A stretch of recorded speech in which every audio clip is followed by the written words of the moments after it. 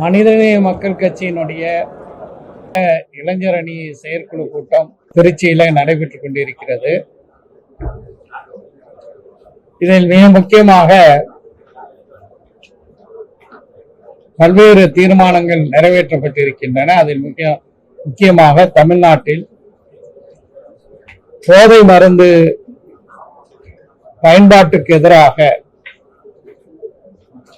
போதை மருந்துகளினுடைய தீமைகள் பற்றிய விழிப்புணர்வு இயக்கத்தை ஒரு பெரும் அளவில் மனிதநேய மக்கள் கட்சியினுடைய இளைஞர் அணி ஒரு இயக்கமாக நடத்தும் என்று தீர்மானிக்கப்பட்டிருக்கிறது. குறிப்பாக வரும் டிசம்பர் 31க்குள் இளைஞர்களுக்கு மத்தியில போதைக்கு எதிரான விழிப்புணர்வை ஏற்படுத்துவதற்காக 100 இடங்களில் இருசக்கர பேரணி நடத்த தீர்மானித்திருக்கின்றது. அதே போல 10 லட்சம் இளைஞர்களை நேரிலே சந்தித்து போதைக்கு எதிரான விழிப்புணர்வை ஏற்படுத்துவதற்கும் இந்த இளைஞரணி செயற்குழுல தீர்மானிக்கப்பட்டிருக்கிறது. போதை பயன்பாட்டுக்கு எதிராக இன்னும் அதிகமான விழிப்புணர்வையும் சட்ட நடவடிக்கைகளையும் தமிழ்நாடு அரசு மேற்கொள்ள வேண்டும் என்றும் இந்த இளைஞரணி செயற்குழுல தீர்மானிக்கப்பட்டிருக்கிறது. விடுதலை திருநாளில் டெல்லி செங்கோட்டையில கொடியேற்றிவிட்டு பிரதமர் மோடி ஆற்றிய உரை அரசமைப்பு சட்டம் தந்திருக்கின்ற உரிமைகளுக்கு விரோதமாக இந்தியா கட்டி காத்து வரக்கூடிய வேற்றுமையில் ஒற்றுமைக்கு வேட்டு வைக்கக்கூடிய வகையில அமைந்திருக்கின்றது. கம்யூனல் சிவில் கோட் வகுப்புவாத சிவில் சட்டங்களை எதிர்ப்பதாக பிரதமர் மோடி உரையிலே சொல்கிறார். செக்குலர் சிவில் கோட் கொண்டு வரப்போவதாக அவர் தெரிவித்திருக்கிறார். ஏற்கனவே நாடு முழுவதும் இருக்கக்கூடிய 9,40,000 ஏக்கர் வக்ஃப் நிலங்களை அபகரிப்பதற்காக வக்ஃப் திருத்த சட்டத்தை நாடாளுமன்றத்தில் மக்களவையில கொண்டு வந்தமையான எதிர்ப்பு பாஜக கூட்டணியில் இருக்கக்கூடிய தெலுங்கு தேசம் எல்ஜேபி கட்சிகளினுடைய ஆட்சேபம் இவற்றின் காரணமாக அந்த வக்ஃப் திருத்த சட்டம் இப்போது கூட்டு நாடாளுமன்ற குழுவினுடைய பரிசீலனைக்கு அனுப்பப்பட்டிருக்கின்றது. இந்த நிலையிலேதான் முஸ்லிம்கள் திருமணம், விவாகரத்து, பாகப்பிரிவினை இவற்றின் மற்றும் இஸ்லாம் மதம் சொல்லக்கூடிய அந்த நெறிமுறைகளின் படி வாழ்வதற்கு, அதே போல கிறிஸ்தவ மக்கள் அவர்களுடைய மத ரீதியில திருமணம், விவாகரத்து, வாரிசுரிமை பின்பற்றுவதற்கு இருக்கக்கூடிய அந்த தனியார் சட்டங்களை இலக்கு வைத்துதான் அதனை வகுப்புவாத சிவில் சட்டம் என்று ஒரு பிரதமருக்கான அந்த தகுதியை மதிக்காமல் தரங்கட்ட ஒரு சில பத்திரிகைகள், புகழ்பெற்ற ஆங்கில பத்திரிகைகள் எழுதியிருப்பது போல செங்கோட்டையிலிருந்து ஆற்றப்பட்டது ஒரு பிரதமர் உரையாக தெரியவில்லை, ஒரு அரசியல் கட்சி தலைவருடைய அரசியல் உரை போல அமைந்தது என்று விமர்சித்திருக்கிறார்கள்.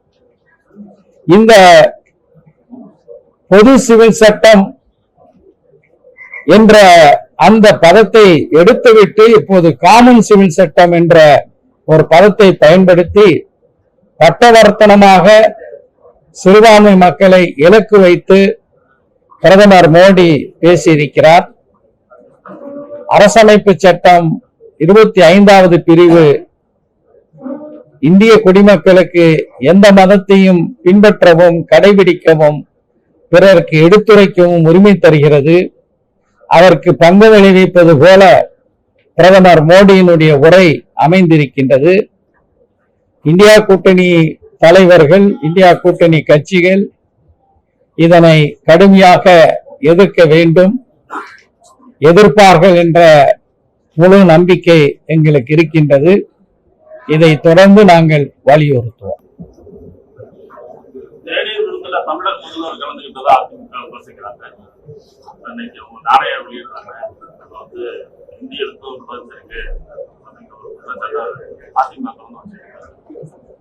தமிழ் வெல்க என்ற கலைஞரனுடைய சொந்த கையெழுத்துடன் 100 ரூபாய் நாணயம் 50 ஆண்டுகளுக்கு மேலாக இந்திய அரசியலில் தவிர்க்க முடியாத ஒரு பெருந்தலைவராக, சமூக நீதியை நிலைநாட்டிய ஒரு தலைவராக, விளிம்பு நிலை மக்களை எல்லாம் கைப்பிடித்து தூக்கிய தலைவராக இருக்கக்கூடிய கலைஞருக்கு ஒரு 100 ரூபாய் நாணயம் தமிழ்நாட்டு முதலமைச்சர் அவர்களுடைய கோரிக்கையை ஏற்று ஒன்றிய அரசு வெளியிட சம்மதித்திருப்பது ஒட்டுமொத்த தமிழர்களுக்கு கிடைத்த ஒரு மிகப்பெரிய வெற்றியாக கருதுகிறோம். மற்றும் மது விற்பனையில அதிமுக ஆட்சிக்கும் திமுக ஆட்சிக்கும் என்ன வித்தியாசம்? பல புள்ளி விவரங்கள் இப்போது வந்திருக்கின்றது. நம்முடைய டிஜிபி அவர்கள், சங்கர் ஜிவால் அவர்கள் கூட புள்ளி விவரங்களை வெளியிட்டு இருக்கிறார். 10 ஆண்டுகள் அதிமுக ஆட்சி செய்தது. ஒப்பீட்டளவில் பார்க்கும்போது அந்த ஆட்சியில் நடைபெற்றதை விட திராவிட முன்னேற்ற கழகத்தினுடைய 3 ஆண்டு கால ஆட்சியில சட்ட ஒழுங்கு சீர்குலைவு என்று சொல்லப்படக்கூடிய நிகழ்வுகள் மிகவும் குறைவு. குறிப்பாக தூத்துக்குடியில நாசகர ஸ்டெர்லைட் ஆலைக்கு எதிராக நடைபெற்ற அந்த போராட்டத்தின் போது துப்பாக்கி சூடு நடத்தி 19 உயிர்கள் கொல்லப்பட்டது. அதுதான் தமிழ்நாட்டில் சமீப காலத்தில் ஏற்பட்ட மிகப்பெரிய சட்ட ஒழுங்கு சீர்குலைவாக, அதனுடைய உச்சமாக கருத முடியும். நன்றி.